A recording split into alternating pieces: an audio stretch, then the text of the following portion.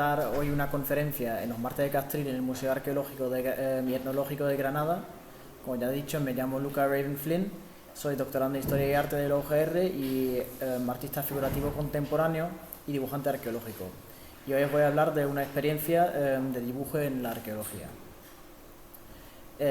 A lo largo de la historia, pues a partir de, sobre todo de la llegada de Napoleón en Egipto, ha habido un gran flujo de expediciones científicas y arqueológicas en el país.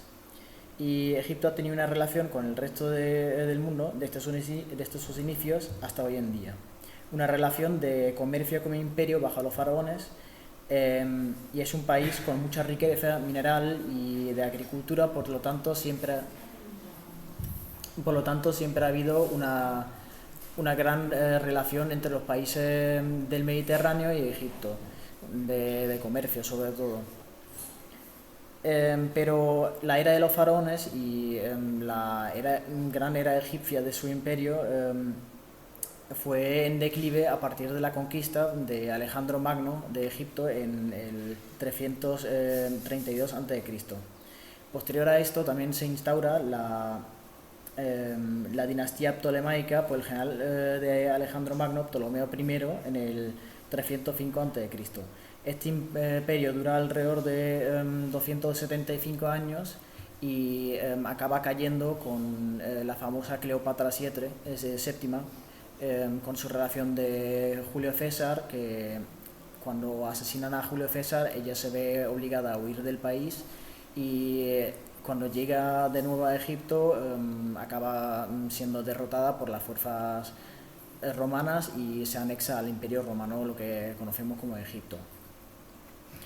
Y como todos los imperios, cuando van cayendo y se van construyendo nuevas cosas encima de lo que había ya. Y poco a poco, igual que pasa en Granada, se van perdiendo esos restos arqueológicos, las estructuras quedan bajo suelo y se reutilizan, se construye encima, debajo, y al final no se ve realmente lo que había antes. Y por otra parte, Egipto tiene la gran desventaja de estar al lado de un desierto del Sáhara que se mueve constantemente a un ritmo muy muy grande, y se nota mucho también en las excavaciones que cuando al principio de la campaña llegas, están todo el mundo con las palas quitando la arena poco a poco, y al final de la campaña, cuando ya te vas a ir, la arena que habían quitado pues ha vuelto otra vez a su sitio, está constantemente en movimiento, y no es una gran sorpresa de que todos esos grandísimos monumentos como las pirámides y la esfinge hayan quedado casi completamente enterradas. Y bueno, con la llegada de Napoleón en 1780, 1700, bueno, antes de seguir, voy a mostrar un mapa de Egipto, porque no sé si todos conocéis cómo se ve. En el lado derecho, bueno, aquí donde está mi ratón, podemos ver también como los monumentos marcados, donde luego han ido muchas de las excavaciones. Aquí está la Esfinge y las pirámides, que es más o menos la principal zona por la que se movió Napoleón a la hora de intentar conquistar lo que viene a ser Egipto. Y luego otras expediciones han estado mucho más al sur, aquí abajo, donde Abu Simbel, que es un templo en mitad del Nilo, también precioso, pero está al sur del todo de Egipto. Bueno, para ellos eso se considera el norte, nosotros lo tenemos un poco al revés. Como el Nilo va fluyendo hacia el mar, pues para ellos el norte es donde nace el Nilo. Pues bueno, Napoleón quiso conquistar a Egipto con la intención de debilitar el comercio británico con la India, que es una grandísima fuente de ingresos para Gran Bretaña, porque todo el comercio de las especias, las telas, pues, y el té es muy importante para Gran Bretaña, y en ese momento Napoleón estaba en su era de conquista y de arrasar con toda Europa. Pues para él era importante cortarle a uno de esos grandes enemigos esa fuente de ingresos. Pero Su aventura en Egipto fue principalmente una derrota militar, no logró establecerse allí, pero lo que sí consiguió fue, después de su victoria en la batalla de las pirámides, también en 1798, establecer en el Cairo el Egipto, el Instituto de Egipto, el Institut d'Égypte, donde el propósito era que los savants, o también sabios, que eran arqueólogos, bueno, arqueólogos todavía no, porque no existía como tal la profesión, pero científicos, arquitectos y artistas, pues se dedicaran a estudiar todo lo que se ha encontrado en Egipto en aquel momento, las pirámides, la esfinge y los restos de cerámica, lo que se pudiera encontrar. Pues en la expedición de Napoleón se descubrieron antiguos monumentos que asoman en la arena, como la esfinge, las pirámides, y eso daba inicio a todo lo que estaba oculto aún. Durante aquella expedición estuvieron acompañados por Vivant-Denon, Dominique Vivant-Denon, un artista, bueno, el artista principal que lideró también a muchos otros artistas durante la misma expedición,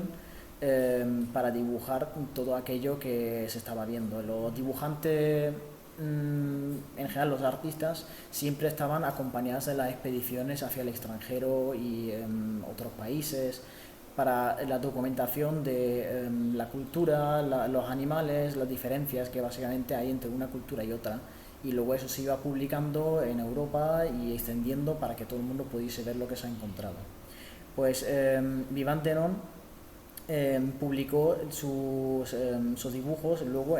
posteriormente a la expedición de Napoleón en 1802 en el tomo de las vistas de Egipto, dibujos originales publicados por Luigi Mayer. Aquella imágenes inspiraron generaciones de artistas, científicos y arquitectos para conocer las maravillas ocultas de Egipto, y fue el nacimiento de la arqueología moderna, lo que impulsó a muchos otros países ir en busca de lo mismo bueno, no lo mismo que Napoleón, pero en busca de lo que se ve en las imágenes y lo que se ha transmitido a través de esos grabados. Y aunque no todos los artistas pudieron ir, hay muchos artistas que luego inspiraron su obra en las obras de gente como Dominique Vivant, y hicieron sus propias rendiciones, como es el caso de el León Coguinet. Una de sus obras más famosas, como vemos aquí, es un boceto, y aquí la obra acabada. Pues esta obra, él no ha estado nunca en Egipto, pero sin embargo sí que se atrevió a hacer una obra inspirada en la gente encima de los monumentos y saqueando los tesoros que se pudiesen encontrar junto con los egipcios nativos y luego los exploradores. Y también se ve por aquí en el fondo una persona dibujando toda la vista y el escenario. Y aquí en el fondo podemos apreciar, igual que el dibujo de Dominique Vivant, estas dos estatuas de aquel templo. Pues otro de los grandes exploradores de Egipto y el padre de la egiptología, el fundador tal y como la conocemos, es Carl Richard Lepsius, que fue con la expedición de Prusia, que fue financiada por el rey Federico Guillermo IV, y tuvo puramente un interés científico, que es raro porque muchas veces se interesa más por lo económico y por saquear, que seguramente también ha sido una intención secundaria, pero en este caso vinieron a estudiar principalmente y catalogar lo que se pudiese encontrar. Pues en el caso de Lepsius se dedicó a la documentación de la cultura egipcia y de Etiopía. Durante las expediciones de Lepsius, entre el 1842 y el 1845, descubrió numerosas tumbas y exploró muchas pirámides. Con documentos y dibujos de Lepsius se hizo una lista con su mismo nombre, la lista Lepsius, como primer intento de clasificar y catalogar todo aquello que se publicó en 1846, y describe alrededor de 130 tumbas y 67 pirámides. El resto de su carrera profesional se dedicó a hacer un enorme inventario de aquellas piezas arqueológicas del reino antiguo y medio y establecer una cronología del reino egipcio.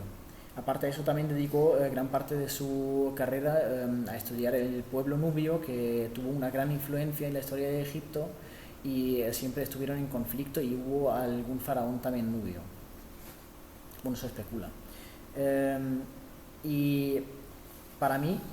el dibujante arqueológico más importante de la historia y el que más ha influenciado a la vista de Egipto hacia el resto de Europa es David Roberts. Em, David Roberts era un pintor y dibujante romántico orientalista y fue un excelente paisajista capaz de crear atmósferas abrumadoras y viajó por numerosos países captando sus paisajes y la gente de aquellas civilizaciones. Entre estos destaca su viaje por Egipto con las campañas entre el 1838 y 1840. Durante este viaje hizo alrededor de 248 dibujos que luego fueron publicados como litografías en 6 tomos entre 1842 y 1849, en colaboración con Louis Hage. Y en los primeros 3 tomos vemos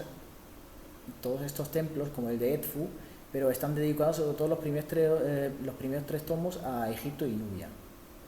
captando diferentes monumentos medio enterrados en la arena, asomando una pequeña parte de estos magníficos templos egipcios. Es una especie de ventana hacia el pasado donde podemos mirar los templos y monumentos que se vieron cuando fueron redescubiertos. Es como una vista, como si nosotros viésemos por primera vez lo que vieron ellos por primera vez. Es muy bonito ver aquellos templos, que en este caso no está pintado a color como aquí, pero es el mismo templo de Edfu, porque son grabados y luego, según el interés, los iban pintando con acuarela posteriormente o no. Pues aquí se ve la línea del dibujo por debajo y el detalle precioso de todas las inscripciones del templo.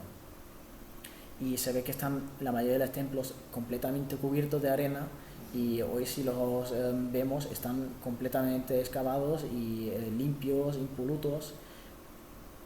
y es una vista preciosa que ya no podemos jamás apreciar, que fueron ellos los primeros en ver aquellos monumentos o redescubrir esos monumentos. Por otra parte, fue muy importante los estudios de Owen Jones, un arquitecto y diseñador británico muy interesado en los patrones florales, los colores y las columnas de los templos. Varios de estos ejemplos tenemos aquí, como las columnas papiriformes y palmiformes, y estudios de elementos botánicos de los murales egipcios. Los podemos encontrar en su libro llamado La gramática del ornamento, publicado en 1856. Y vemos aquí estas columnas preciosas, cómo serían pintadas, porque la mayoría de las columnas si vamos a ver los templos hoy en día, ya no les queda pintura.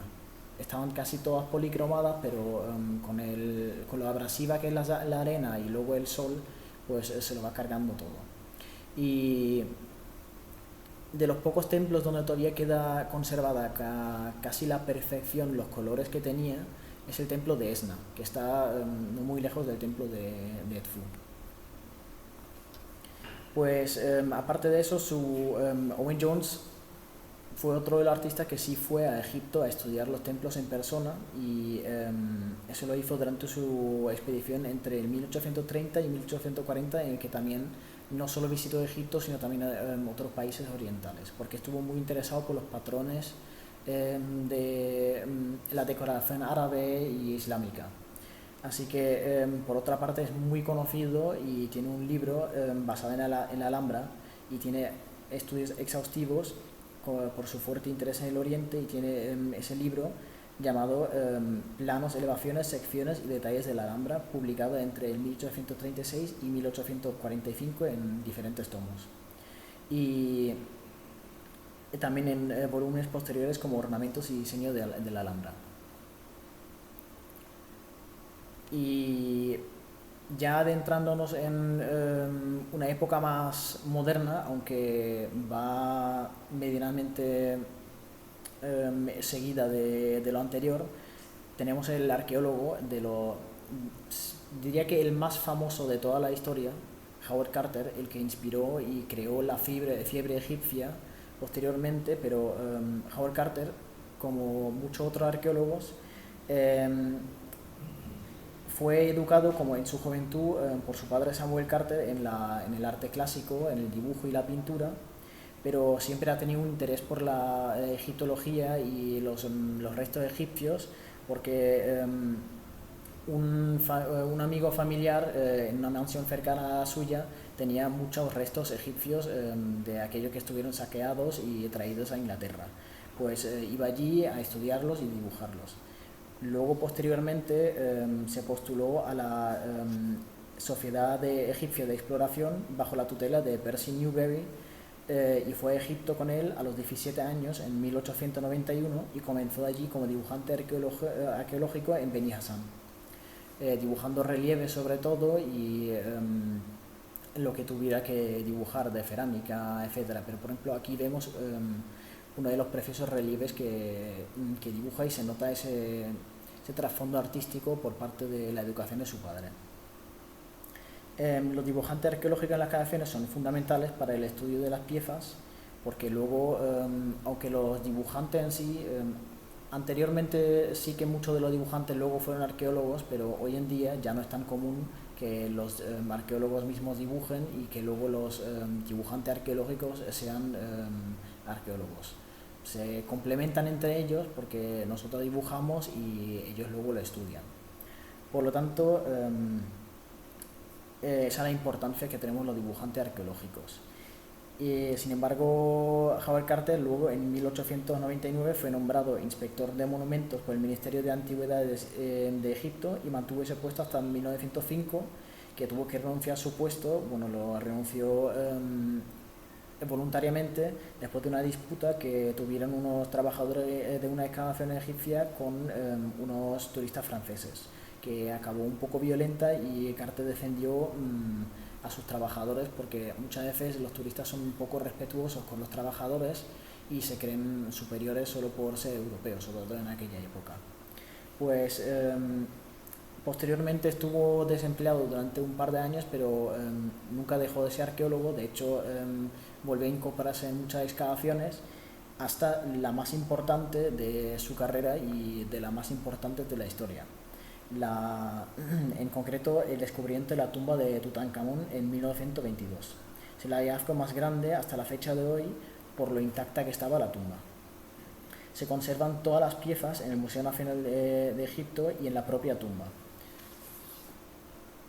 Estos son dibujos de Howard Carter de la propia tumba en el momento de su descubrimiento, a modo de plano y de distribución de cómo la encontramos. Porque las tumbas, a pesar de ser ese lugar final de descanso de los faraones,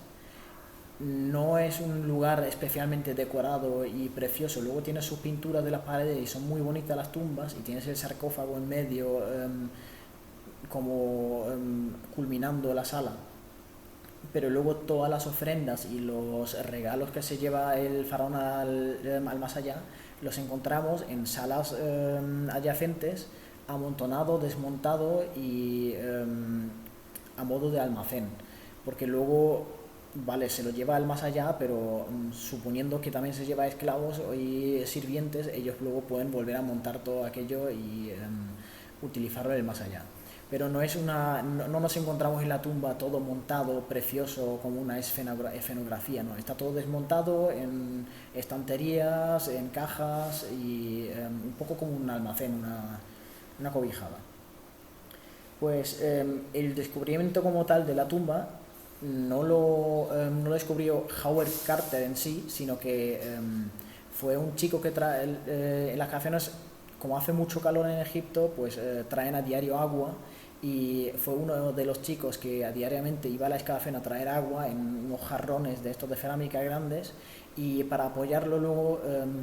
tenía que hacer un pequeño hoyo en el suelo que iba excavando con la mano y quitando arena,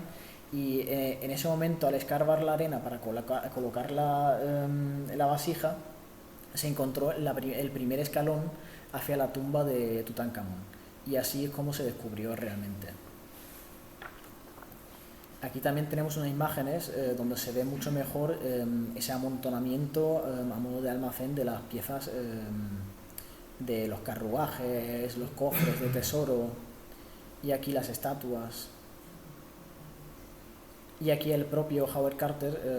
inspeccionando el sarcófago de Tutankamón. Pues ahora os voy a hablar del dibujo científico, porque antes de adentrarnos en el dibujo arqueológico, que es una rama del dibujo científico, pues es importante hablar de la historia del dibujo y de cómo ha acompañado en general a la humanidad y a la educación y todo. Pues el dibujo científico siempre ha acompañado, en general el dibujo, a las expediciones a otros países y continentes. Era una forma de transmitir conocimiento encontrado, pero los primeros registros del dibujo científico ya empiezan en el medievo con el intento de presentar imágenes junto al texto para que se pudiera entender mejor escrito. En concreto los herbarios. El dibujo es capaz de darnos una manera visual de entender las cosas y muchas veces funciona mejor que el texto. Aparte de eso, el propio dibujante es una herramienta el propio dibujo es una herramienta de acercarnos a lo que estamos estudiando para entenderlo mejor, porque nos tenemos que acercar con mucha atención a lo que estamos viendo, palparlo y luego hacer que se transmita bien y que sea entendible lo que estamos haciendo. Es un proceso de aprendizaje y de estudio, no solo artístico, por eso es importante que no se pierda la práctica del dibujo entre los científicos, arquitectos y arqueólogos. Un ejemplo perfecto es Leonardo da Vinci y sus estudios anatómicos. Fue pionero en su manera de estudiar los órganos, los músculos y el esqueleto,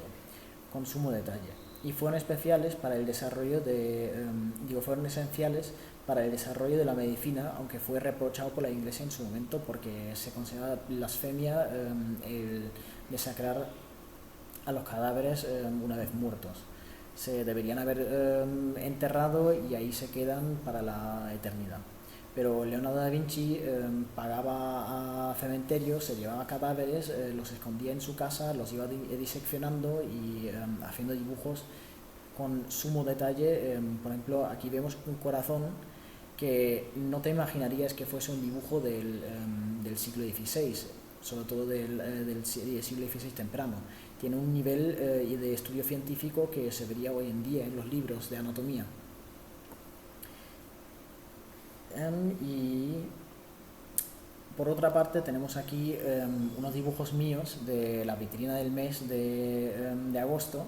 que tratan los esferoides neolíticos, que es una herramienta paleolítica con la que no se sabe muy bien para qué se utilizaba, pero se especula que para cascar fruta, nueces y realmente a modo de martillo. No es tan refinado como lo que podemos encontrar luego de obsidiana y de otros a modo de esquirlas con una punta bien afilada, sino que son más toscos y más gordos, más gruesos. Y cuando la inspeccionas, pues puedes ver a veces la marca de como que encaja bien en una mano, pero es a modo de martillo. Y yo lo que quise representar en este dibujo era la importancia de aquellas piezas arqueológicas que pueden ser un poco aparentes a primera vista, y en este dibujo quería unir la herramienta del esferoide con una pieza tan significativa para la humanidad que nos ha hecho prosperar tanto a lo largo de la historia nuestras manos, que son la otra herramienta que utilizamos tanto y que nos ha llevado hasta donde estamos hoy en día. Y por desgracia también incluí dibujos rupestres, pinturas rupestres en el fondo de elemento estético, pero entra en conflicto con lo que estamos viendo, porque el esferoide neolítico es mucho anterior, es de hace 1,5 millones de años, y las pinturas rupestres, las más antiguas que podemos encontrar, son de hace 40.000 años. Así que finalmente decidí, para recortar el dibujo y que quedase mejor el discurso de la pieza, dejarlo solo en las manos y la piedra. Bueno, pues, ¿qué es el dibujo arqueológico? El dibujo arqueológico es una rama del dibujo científico,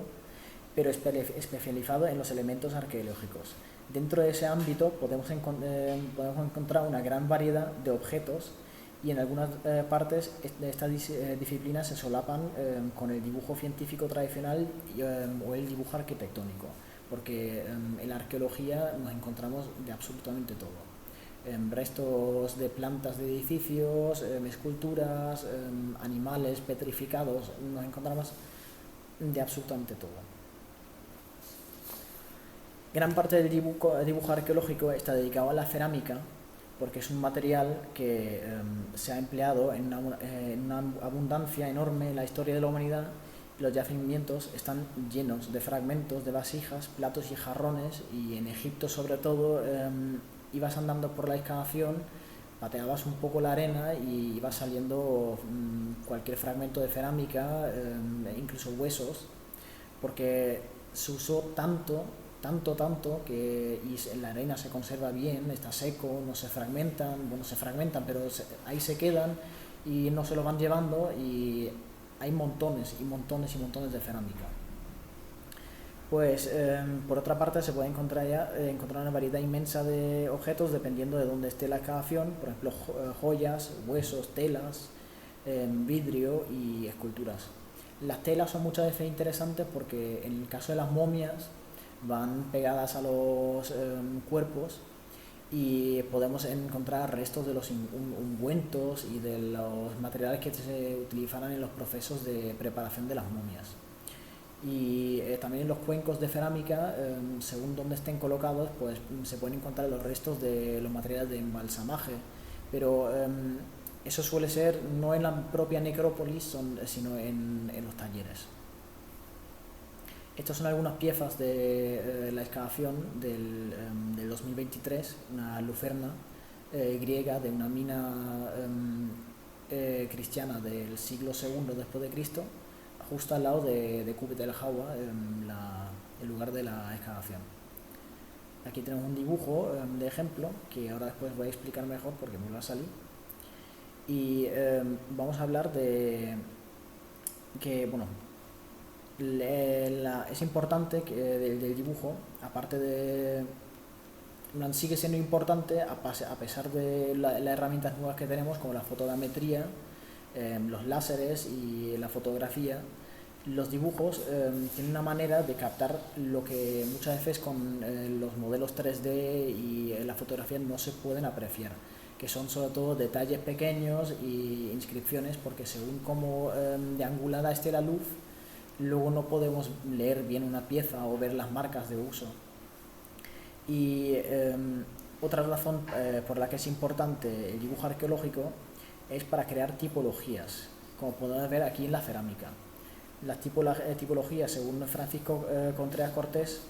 es un sistema de clasificación que, bueno, en la tipología arqueológica en concreto, es un sistema de clasificación que organiza objetos arqueológicos, artefactos, ecofactos y estructuras en grupos basados en sus atributos, con la forma, el tamaño, el material o la función,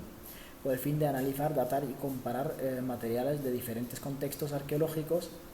En este en este método es fundamental para ordenar y entender la gran cantidad de datos obtenidos en una excavación, y para reconstruir y comprender la cultura y los procesos sociales del pasado. Las tipologías se pueden aplicar como manera de identificar diferentes cerámicas y clasificarlas por su forma. Esto se hace debido a que en cada época la cerámica tenía una forma muy concreta y también variaba mucho la pasta de arcilla de la que están hechas. Por las formas son muy repetitivas debido a que los talleres que producían masa la cerámica pues tenían que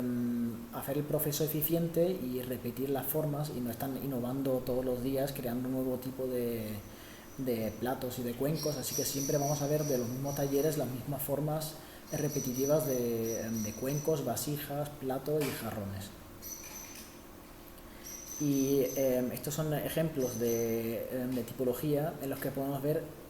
en una sola imagen el exterior de la pieza, el interior y una sección que nos indica el grosor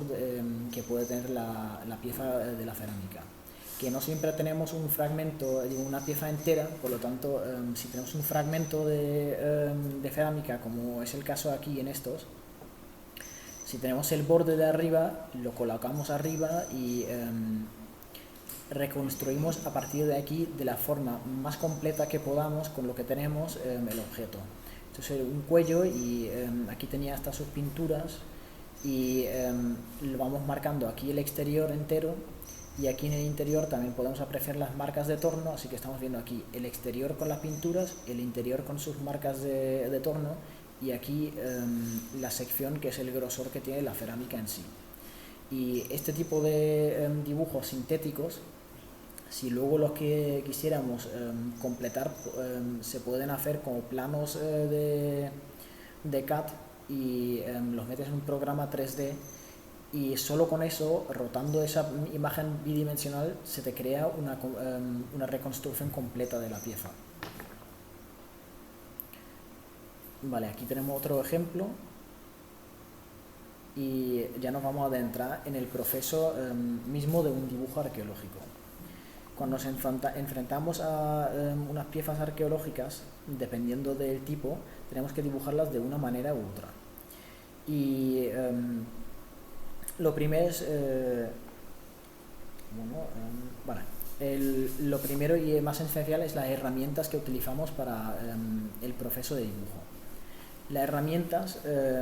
nos permiten de dibujar las piezas tal y como están, exactamente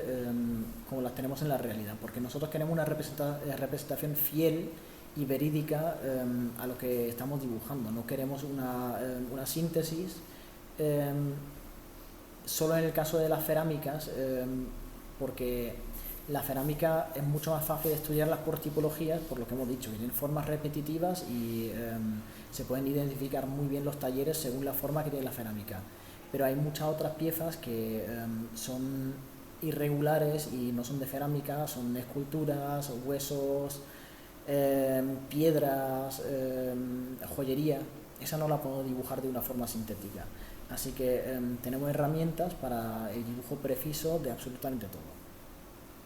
Lo primero es un portaminas, porque nos permite trazar líneas del mismo grosor constantemente, sin tener que ir sacando punta constante y en el lugar de trabajo ensuciando la mesa y el ambiente del trabajo. Una regla metálica que empieza en 0, que no solo tiene la función de medir, sino que también podemos proyectar la forma de la pieza, que ahora lo enseño en un ejemplo. Se puede proyectar la pieza del dibujo moviendo la regla alrededor del objeto y calcando los puntos de proyección. Tenemos también el compás medidor y el calibre, que son para medir los grosores interiores y exteriores de las piezas, que viene sobre todo útil para piezas huecas. Y el calibre en general para medir grosores, pero los compases son muy buenos para medir el grosor interior de una pieza, al que es difícil de llegar con otras herramientas. Tenemos el perfilómetro, o también llamado peine, que es una especie de pieza horizontal de metal con un montón de agujas de metal que se empuja en los objetos, y así podemos tomar el borde exacto de la pieza y calcarlo en el papel. Esto es una hoja de diámetros que se utiliza para, cuando tenemos un fragmento de cerámica, identificar el tamaño real de la circunferencia. Lo vamos moviendo la pieza del borde o la base de la cerámica por encima de ese diagrama, y según dónde encaja el borde, pues podemos estimar la medida del diámetro. Luego tenemos papel milimetrado y papel vegetal, que lo utilizamos para ya el dibujo propio de la pieza. Luego guantes y goma eva para la protección de la pieza, porque tenemos que siempre tener el sumo cuidado y no queremos manchar las piezas, no las queremos ensuciar con nuestras manos grasientas, porque hay cosas muy delicadas que en cuanto le pones la huella encima se queda ahí marcada. Luego una lupa para inspeccionar sobre todo los detalles de inscripciones, y también para identificar la pasta de arcilla de la cerámica, porque según la pasta cerámica que tenga una pieza, puede ser de una época u otra. Y aquí ya vamos al proceso, que nos enfrentamos al dibujo arqueológico según qué objeto estamos dibujando. Lo primero es fijar el papel, que ponemos el papel vegetal encima del papel milimetrado, lo fijamos con cinta para que no se mueva, y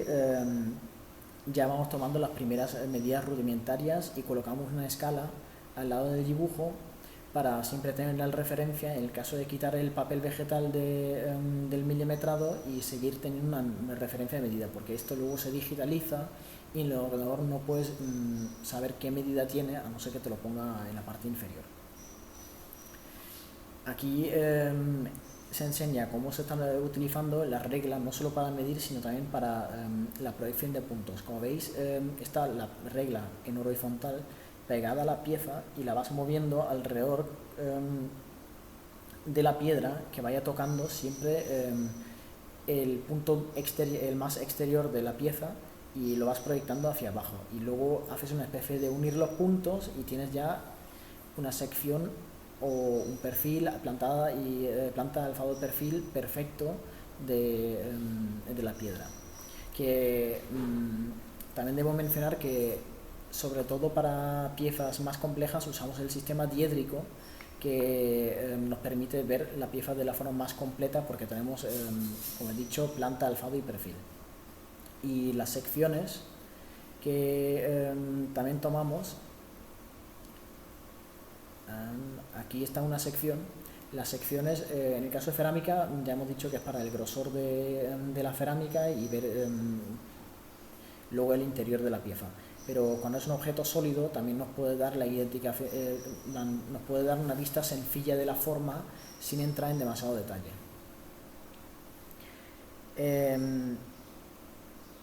Y aquí podemos ver la aplicación del dibujo arqueológico ya en los temas de investigación, por ejemplo en tesis y en estudios científicos posteriores, que esto es un dibujo que hice en Cubet el Jawa de una mesa una especie de mesa de ofrenda que se encuentra en las tumbas, que son no ofrendas físicas, sino que representan ofrendas en versión miniatura, como la cabeza de un buey que se puede ver aquí. Esto se supone que pueden ser panes y en general comida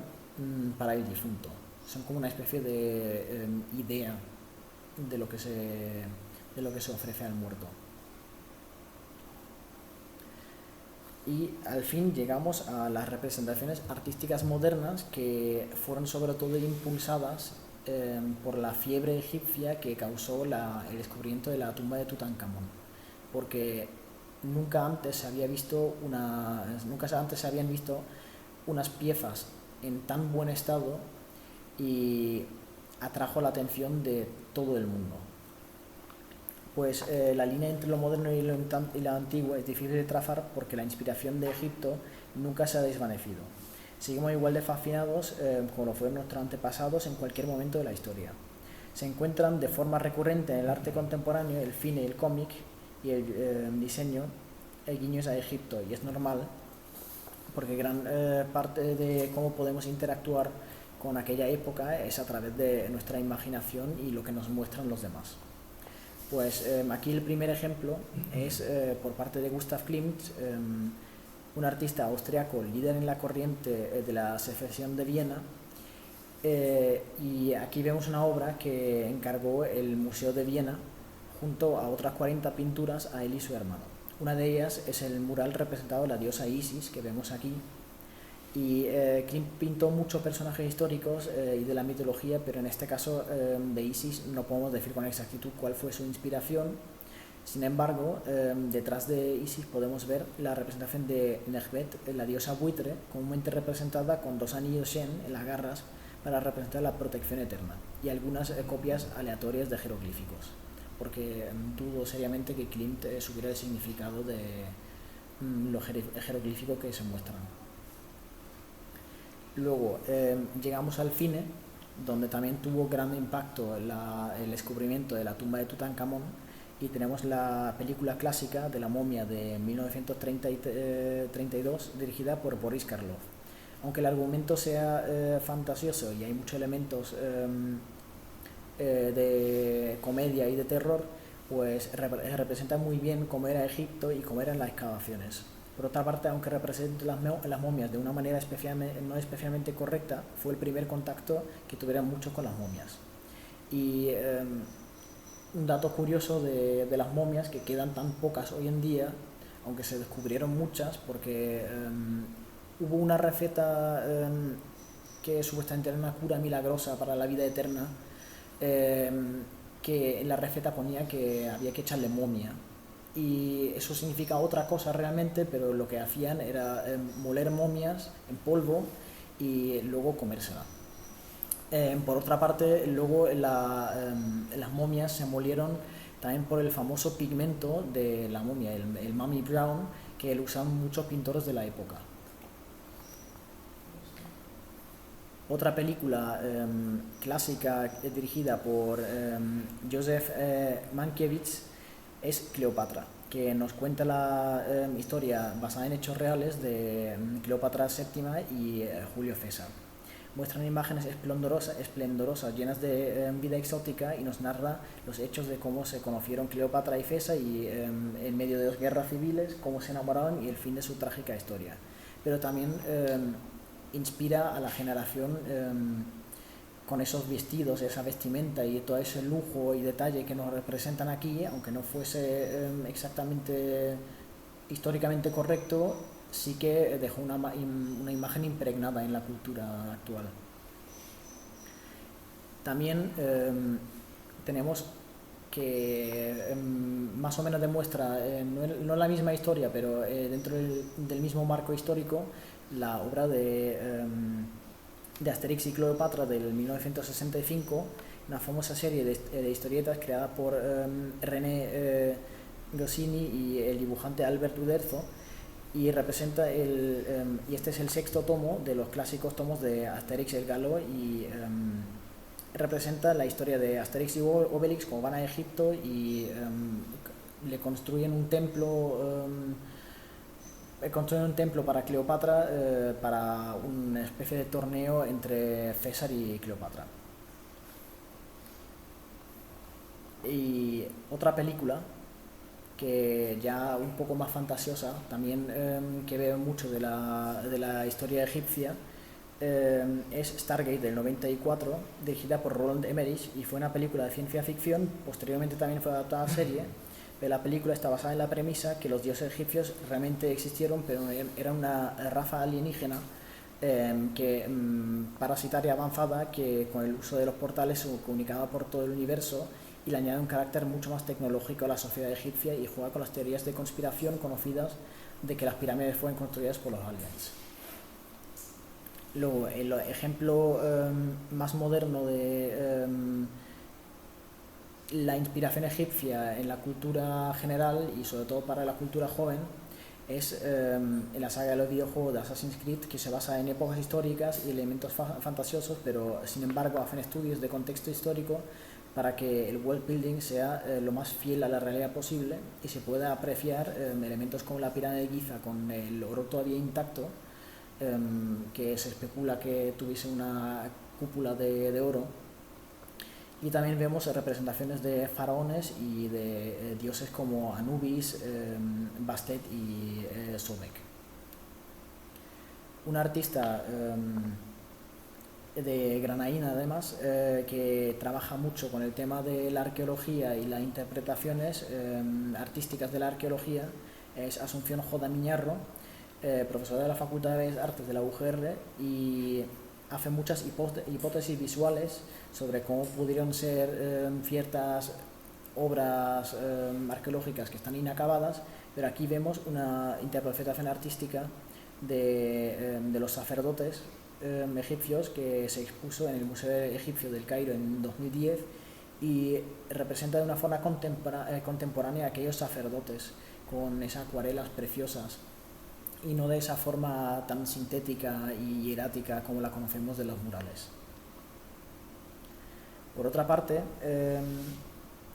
como parte de la investigación artística de mi tesis, realicé estos dibujos figurativos contemporáneos con un carácter realista, pero haciendo síntesis de las formas y de las sombras, para no entrar en el hiperrealismo. Los dibujos forman parte de una investigación estética de una novela gráfica de espionaje que une el dibujo figurativo realista y los elementos narrativos del cómic. Como esta novela gráfica va a estar ambientada en Egipto, usé imágenes que tomé en mi viaje a Egipto. Uno de un esclavo herido rodeado del dios cocodrilo Sobek y momias de cocodrilo que estas fueron referencias tomadas del templo de Komombo, que hay un museo al lado del templo con esta estatua y las momias expuestas. Y el otro dibujo es de un explorador de tumbas, como nos lo podemos imaginar en películas de Indiana Jones y en general los saqueadores de tumba, pero es el arqueólogo José Manuel Alba, uno de los arqueólogos que me acompañaba en Kubet el Hawa, y en una de las tumbas de las que entramos para que estudiase las medidas y tomase fotografías, pues le saqué una foto que tenía gran interés dibujístico, y le añadí también en las paredes unas inscripciones como las podemos encontrar en el templo de Esna, en los exteriores, que representan la agricultura, los animales y los pájaros, pero realmente no está dentro de esa tumba, fue mi libertad artística. Vale, y mi experiencia personal en Egipto, pues para mí como dibujante fue un sueño ir a Egipto y ver los templos que en su día dibujaron David Roberts y otros, pero no solo verlos, sino también ir como dibujante a participar en una excavación, dibujar piezas que han perdurado en la historia por milenios y que fueron utilizados por nuestros antepasados. La campaña en la que tuve el honor de participar fue Kubet el Hawa, en Asuán, en 2023, bajo la dirección de Alejandro Jiménez Serrano y la Universidad de Jaén. En la campaña de 2023 estaba excavando material de la tumba 36, pero no solo dibujamos piezas nuevas, sino también de las campañas pasadas. Kubet el Hawa es la necrópolis de Asuán para los políticos importantes y sus súbditos y los familiares. Asuán está al sur de todo de Egipto, aunque los egipcios, como hemos dicho antes, lo consideran el norte.